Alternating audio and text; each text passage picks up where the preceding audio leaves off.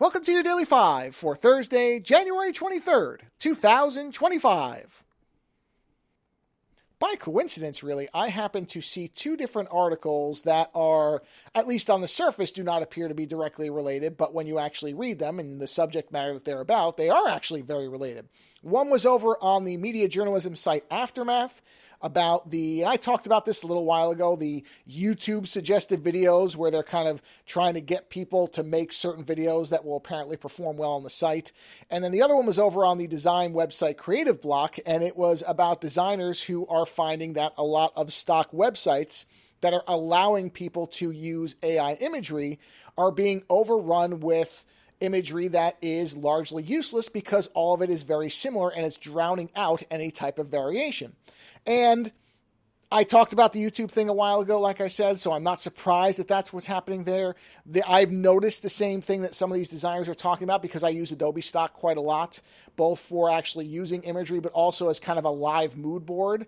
And I have noticed that if I do not toggle the AI filter, which is now basically my default first option, if I don't toggle that filter off, unless I'm looking for something very, very specific or odd, I'm going to get a flood of images that are all very, very much the same. And so what you end up doing, for example, I was looking for something recently. I needed like an autumn background with leaves.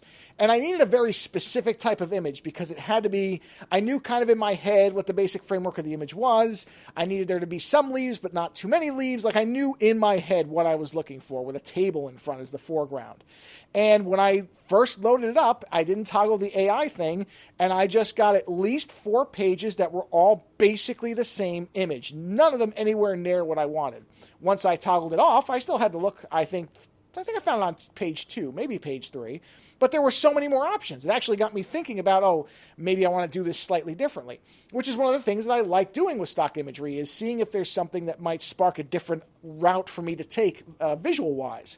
Also, I was working on it's almost done, a kind of occult-themed shirt design. And so at one point, I was like, okay, I know I want to have some occult symbols on the outside. And I'm fascinated by the occult, but I know I really don't have any specific knowledge about it. I don't have any books or anything like that. So I went into Adobe stock and I looked for occult symbols. And that one I turned the AI off because I'm sure I would have gotten the same basic things. And then I started looking for different symbols that sort of made sense with the image. And then I went and did the research on it because I didn't want to use a symbol that was a kind of malintended symbol, like one that's intended to make somebody die or something like that, because again, I don't know anything, so I was trying to be careful and look up only symbolism for things that were either benevolent or at the very least were benign. And so I had to make a list of things and then research what they actually meant, which was quite an interesting day of searching because boy, oh boy, there's a lot of occult symbols and a lot of them mean some really weird things. But in any event, that is something I myself have noticed. I didn't really think to do a 5 about it until I happened to see these two articles at the same time because I wasn't really sure if it was just me because I pay more attention to this maybe than some people do, or at least that's what I thought. But no, apparently this is something that is generally being noticed. And it's not a surprise. This is one of the things that people have been saying about anything that is machine generated is, guess what? This is not creative technology. It doesn't know how to come up with innovative ideas. What it's doing is attempting to either match your prompts or remix whatever your input is in what it perceives based on other input to be a, quote, interesting way. And so I'm not really shocked by any of this, but, this is exactly what the problem is when you allow this stuff. And luckily, most, as far as I know, of these sites do allow you to filter it out. I think at some point that's going to become harder. I don't know. I really hope not. But I do have this kind of, I don't know if fear is the right word, but I do have this concern that at some point you won't be able to easily filter this stuff out. And that would be really bad, I think, for a lot of people. But at the moment, it's pretty easy to bypass. But it also does, if you don't filter it out, you will see very clearly that much of this stuff is 90 to 95% the same because it's not an imagination technology. It can't come up with things.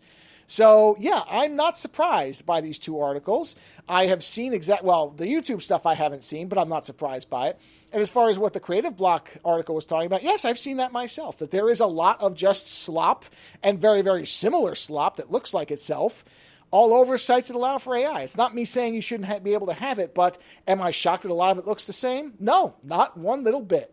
Later.